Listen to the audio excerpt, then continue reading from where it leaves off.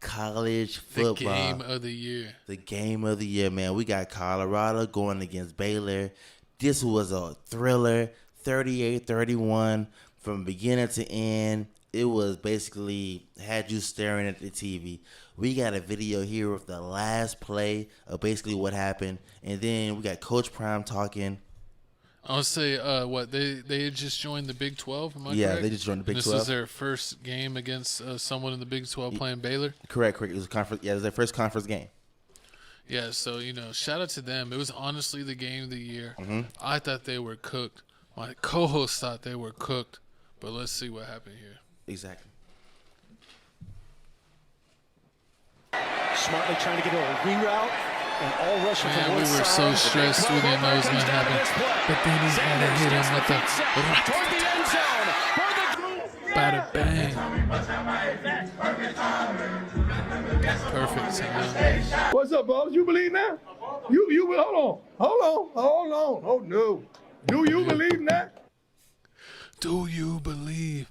Are you not entertained? Man, Buffalo came back. They won it in overtime. Baylor thought they had the game won. They missed a field goal at the end.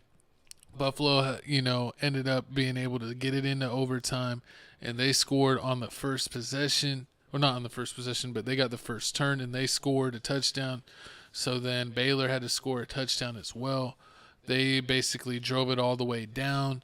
They were able to get it, and right when they were going to run it in, it almost crossed the goal line. What did I say, co-host? I said, we ain't seen a big play from Travis Hunter. You did say that. We That's need the crazy a part. big play from Travis Hunter right here. And what did he do? He put his head right on the ball and knocked it out, rolled out of the end zone.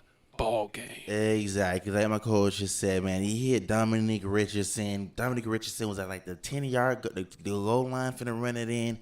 Boom. Hit him in the right spot where he was holding the ball. Popped it. He fumbled. The ball rolled to the end zone, rolled into the end zone, and it was the end of the game after that. It was because it was overtime. But this game was crazy. I mean, Colorado was down all the way into the third quarter. Third quarter, they was down 24-17.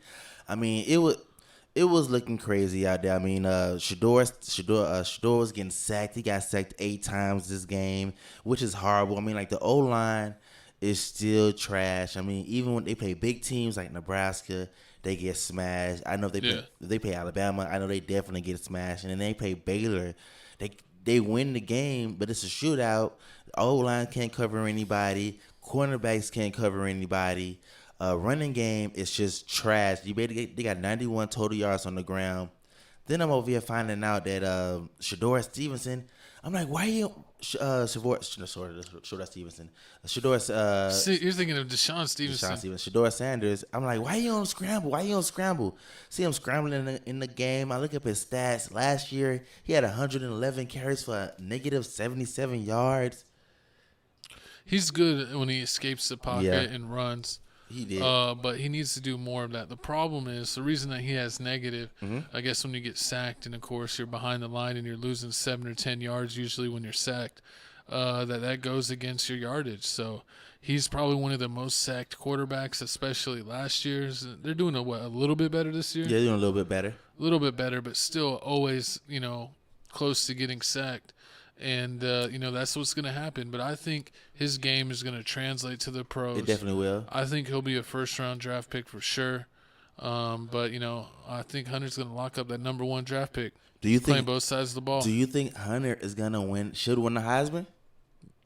Depending how Colorado finishes the season. You think so? If they have a decent record, like only lose they already lost 1 game. If they only lose 3 at the max 4 games and get a bowl game, then yeah, he should get the Heisman. Because it's they don't have the same size of players that some of the big schools. Like when you see them play at Baylor or another D1 school, you can a real D1 school, you can see that they look small. Yeah, the talent just drops off. And, I mean, right now the Heisman race is crazy. I seen that Travis Hunter is ranked outside the top 10 for the Heisman race. Right now they got Jalen Milroe from Alabama quarterback. They got, Miami U quarterback Cam Ward.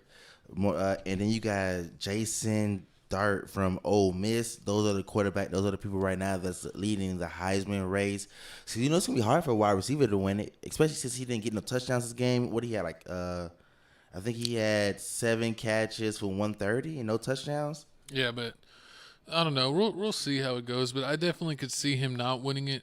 I could see them wanting to give it to a team that they think is going to compete for a championship and be in the end season tournament. Facts. Because how many teams are going to be in this year? Is it 8 or more? 8 or 12. I think it's 12. They got a 12-team playoffs. They got the big. We covered it now. earlier this year. I already I can't remember off forgot. the top of my head. They got the big playoffs this time. But To be honest, I've never been a super college football fan. I only followed West Virginia and checking on them or UT from time to time. But now we got Colorado. We checking that out all the time. I mean, Deion brings the eyes. exactly. In the next game, they finna play. Colorado's gonna be playing UCF. UCF right now is undefeated, 3-0. They just beat TCU, and that game was crazy. The Horned Frogs. They just won the game 35-34. They almost lost. They missed the Horned Frogs missed the field goal. Just like the Baylor team. Baylor team kicked it. Could have put the game away. They could have put the game away if they made the field goal. It would have been up by 10 with like 4 minutes left in the fourth. There's no way else to come back, but they missed it. So it looks like here you can't count out the Colorado team. You leave it close. Shador's going to make some magic happen. Big play. But we definitely going to be keeping y'all tuned in to the Colorado team, especially next game if it's a wild and crazy one because they ain't got no defense either. USC is also trash on defense.